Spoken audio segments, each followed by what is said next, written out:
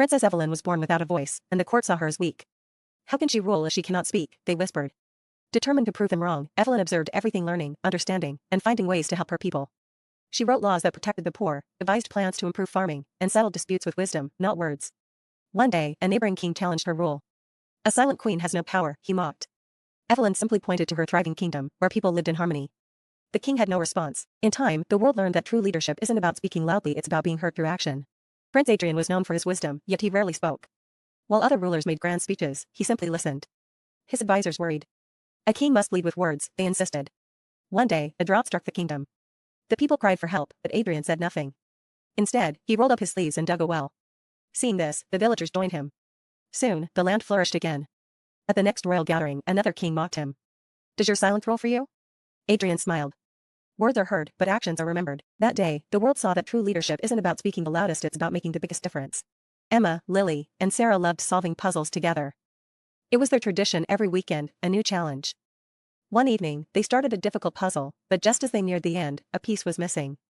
Frustrated, they searched everywhere but couldn't find it. Maybe it was never there, Lily sighed. Disappointed, they gave up. The next day, Sarah found the missing piece in her pocket. She rushed back, and together, they completed the puzzle. Looking at the finished picture, Emma smiled. It's funny, without one piece, everything felt incomplete. Lily nodded. Just like us, they realized then friendship is like a puzzle. Even when one piece is missing for a while, the picture isn't complete until everyone is together again. Every year, the Parker family hosted a grand feast. The table stretched across the yard, filled with laughter, stories, and generations of tradition. But as the years passed, people got busier. One by one, the seats remained empty. This year, Jake, the youngest, noticed the change. Where is everyone? He asked his grandmother. She sighed. They always say, next year.